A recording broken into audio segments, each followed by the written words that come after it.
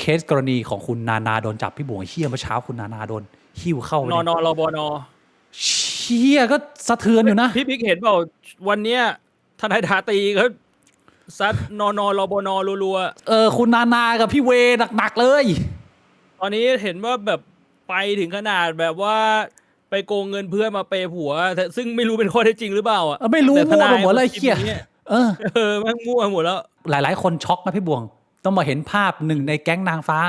โดนจับเข้าคุก ซึ่งผมคิดว่าไม่รู้ว่าจะได้ประกันหรือเปล่านะพี่บวงเพราะว่าคดีมันร้ายแรงอ่ะมันทำให้ผมนึกไปถึงเคสพี่กันนะพี่บวงภาพตอนที่เห็นพิธีกรระดับท็อปเดินเข้าไปในซังเตแล้วตอนนี้เป็นคุณนานาแล้วดูเหมือนทรงว่า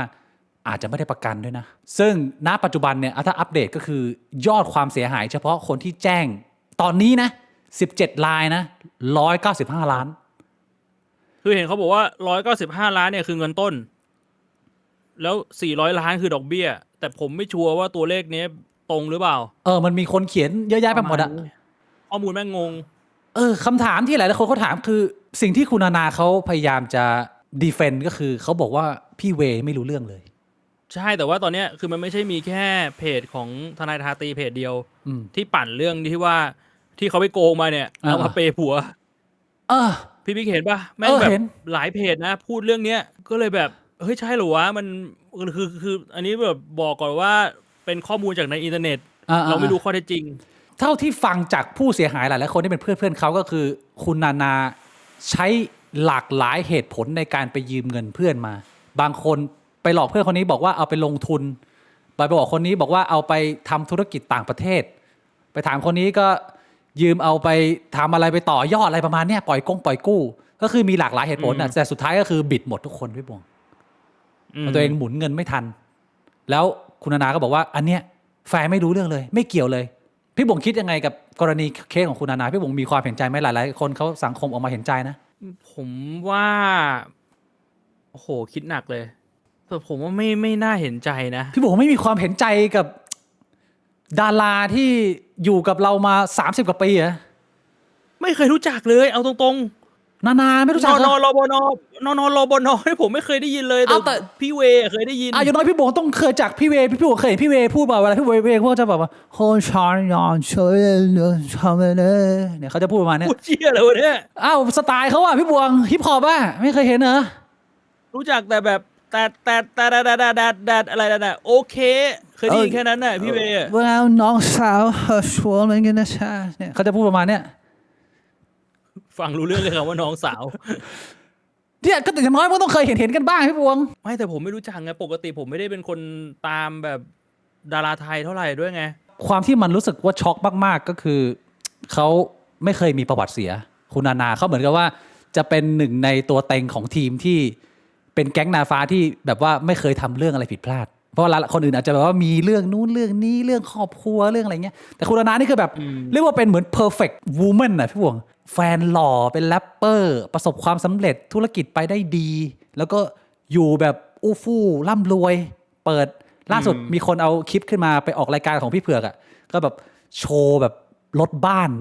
หรูหราที่จะจัดเป็นคอนเสิร์ตอะไรเงี้ยแต่ว่าเป็นไทม์ไลน์ก็คือยังอยู่ในไทม์ไลน์ที่ไปหลอกเงินเข้ามาอยู่นะ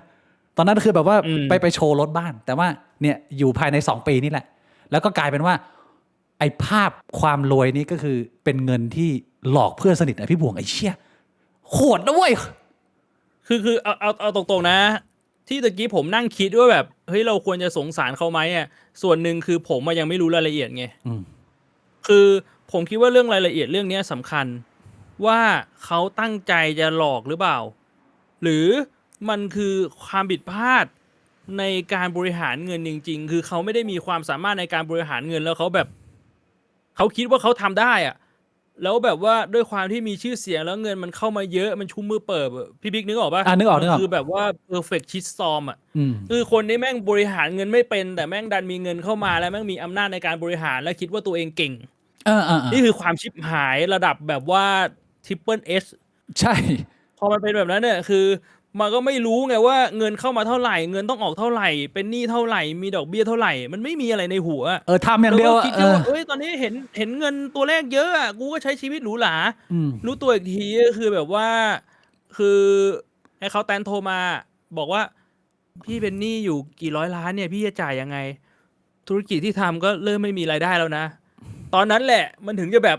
ชิบหายทำไงอ่ะคือมันมีความเป็นไปได้ที่มันจะเป็นแบบนั้น ผมไม่ได้จะบอกว่าเขาเป็นแบบนั้นนะแต่ ใช่ใช่ ผม ใช่ ไม่รู้คอนเทกต์ไง อืม ผมก็เลยไม่รู้ว่าความเป็นไปได้มันยังไงนึกออกใช่ไหมคือผมว่าที่พี่บวงพูดเนี่ยมีความเป็นไปได้สูง แต่ว่ามันก็คนละเรื่องกับหลอกเงินเพื่อน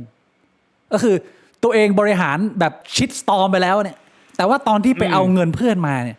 คือไปบอกว่า นี่ที่คุณเจนนี่ออกมาเล่าเลย คือจะไปลงทุนเปิดร้านอาหารร้านดีเจอะไรทุกอย่างนึงที่นิวยอร์กแล้วคุณเจนนี่ก็มองว่า ตอนนี้เราก็อายุมากแล้ว อยากจะเอาเงินเก็บที่มีของลูก5 ล้านเนี่ยเอาไปทำธุรกิจมันจะได้งอกเงยมากกว่า5 ล้านแล้วก็จะยกร้านอาหารเนี่ยให้ลูกแต่กลายเป็นว่าไอ้ร้านอาหารนั้นนะแม่ไม่เคยเกิดขึ้นเลยพี่บัวมันไม่ได้มีอยู่จริงเนี่ยถ้ามันมีข้อมูลแบบนี้มันชัดเจนว่าอันนี้คือหลอกเงินแดกใช่ไงหลอกได้เงินไปปุ๊บกูกูใช้เลยกูแบบว่าอันนี้มันชัดเจนไงประมาณว่าเรามีข้อมูลแบบเนี้ยประมาณว่ามันหมุนไม่ทันน่ะแล้วก็ไม่อยากจะไปบอกเพื่อนตรงๆว่าหมุนไม่ทันก็เลยหาเหตุผลน่ะเพื่อที่จะเอาเงินมาหมุนก่อนแล้วถ้าเกิดว่ากูหมุนได้เดี๋ยวกูมาคืนเพื่อนเรื่องก็จบประมาณนี้ถ้าให้กูเดาๆเลยอ่ะพี่บวงมันเหมือนประมาณนี้มากกว่าซึ่งพอมึงไม่สามารถทำได้ตามสัญญาเนี่ยไอเชี่ยเพื่อนคบมากัน30 ปีพี่บวงมันเจ็บไหมพี่บวงเจ็บนะเฮียเงินไม่ใช่น้อยๆโดนกันไปหลายคนนะโอ้เอาจริง17 คนรวมกัน200 ล้านตีกลมๆไปก็คนละ10 กว่าล้านอะเชี่ยเงิน10 กว่าล้านนี่มันคือแบบว่ามันก็คือเงินเก็บทั้งชีวิตของเขาบอกว่าก็ใช่อ่ะไอ้เฮียหนักอ่ะ แต่ว่ามีคนให้กำลังใจเยอะนะพี่บวงเข้าใจได้ไหมพี่บวงเข้าใจได้ไหมว่าทำไมมีคนให้กำลังใจเยอะหรือว่ามันแปลกๆเข้าใจได้พี่บิ๊กเข้าใจได้นะก็อาจจะเป็นคนที่2 ประเภทประเภทหนึ่งคือคนที่ไม่รู้รายละเอียดไงไม่รู้รายละเอียดก็ให้กำลังใจก่อนไม่รู้ว่าแบบเรื่องเป็นยังไงแบบผิดพลาดมายังไงประเภท2คือรู้แล้วแต่ก็ยังให้กำลังใจโง่เขาจะเป็นคนจิตใจดีพี่บวง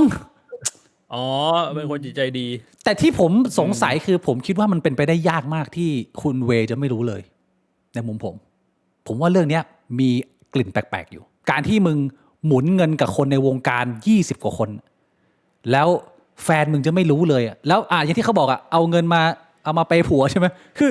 ไอ้เหี้ยมึงเป็นพี่เวอยู่ดีมึงจะทำโปรเจกต์นี่แฟนมึงโยนเงินเข้ามาให้ตบโยนเงินเข้ามาให้ตบมึงไม่ถามเลยเอาเงินมาจากไหนมึงจะบ้าเหรอไอ้เชี่ยไม่ใช่คนปัญญาอ่อนมึง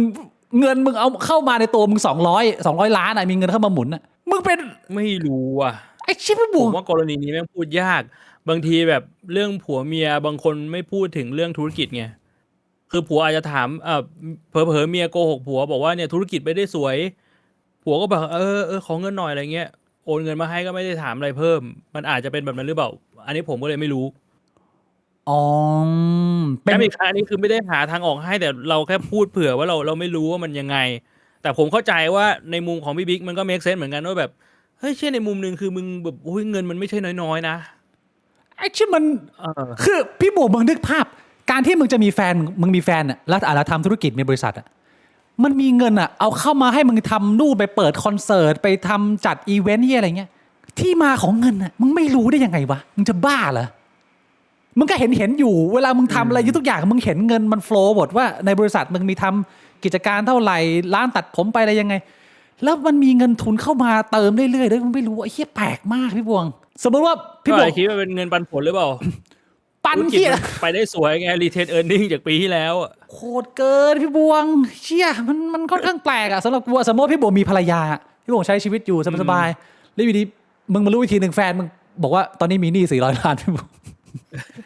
ไอ้ยี่แม่มึงทำไงก็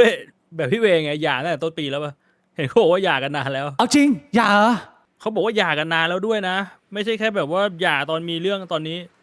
น่าจะตั้งแต่ต้นปีป่ะจริงป่ะเนี่ยนี่คือตั้งแต่แม่งมีทนายทาตีมาแล้วกูไม่รู้จะเชื่อไอ้เหี้ยอะไรได้แล้วตอนนี้กูงงไปหมดแล้วงงไปหมดแล้วไอ้เชี่ยทนายทาตีแม่งแบบมั่วเชี่ยแม่งปั่นจนกูงงไปหมดแล้วอะไรไม่เป็นแฟกต์อะไรไม่เป็นแฟกต์แล้วตอนเนี้ย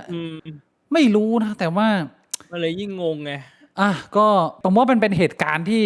ค่อนข้างช็อกแล้วก็เป็นข่าวใหญ่มากๆนะที่เรา ในช่วงเวลา2 ปีที่ผ่านมาเนี่ยเราเห็นคนสเกลใหญ่ๆเบอร์แต่งๆพี่กันไม่ใช่พี่กันจอมพลังนะแต่เป็นพี่กันตถาวรนะแล้วก็ทนายไอคอน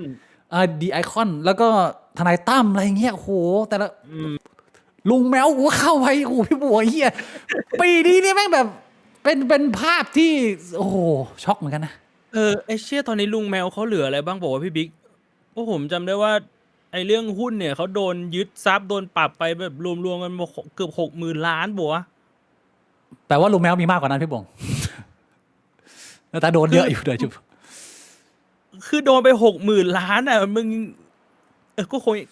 ก็น่าจะยังเหลือเยอะแหละมั้งแต่แม่งแบบ มันจะเยอะแค่ไหนกันเชียวแต่ที่ผมเห็นของลุงแมวคือดูเหมือนว่าไอ้คดี112นี่มันมีคนเอามาเล่นต่อนะเหมือนมีเหมือนศาลอุทธรณ์รับเรื่องจากทางอัยการแผ่นดินว่าไอ้ที่จบไปศาลชั้นต้นน่ะไม่พอใจนะเอาต่อนะแล้วถ้าเกิดว่าไปศาลอุทธรณ์นี้แล้วเกิดแพ้หรือเกิดพลิกล็อกหรือโดนที่อะไรขึ้นมาเนี่ยติดอีกเป็น10 ปีพี่บวงเฮียไม่ใช่เรื่องเล่นๆแล้วเนี่ยมันมั่วซั่วไปหมดแล้วพี่บวงเรื่องเนี้ยคือกูว่าแบบ GTA 6อ่ะมันน่าจะมาทำที่กรุงเทพจริงๆแล้วอ่ะเชี่ยมั่วซั่วชิบหายอ่ะเรื่องคุณนาพี่บงมีอะไรจะเติมไหมกับเหตุการณ์ดาราสร้างภาพทำธุรกิจเจ๊งกระบงก็เนี่ยแหละคือถ้าสมมุติว่าเรามองที่แบบ materialistic อ่ะมันก็เป็นแบบเนี้ยนะอย่างที่น้องเอริกเขาบอกอ่ะคนเรามันก็ต้องมองกันที่ภายในอ่ะอย่าไปดูเลยเรื่องภายนอกนะเลิกฟุ้งเฟ้อนะดร.โสพลก็ได้ทิ้งคำคมเอาไว้ให้มากมายนะใครที่ไม่ดูว่าย้อนดูได้นะเพชรนินจินดาไม่มีค่าอะไรหรอกนะไปเลี้ยงดูภรรยาคนโตดีกว่า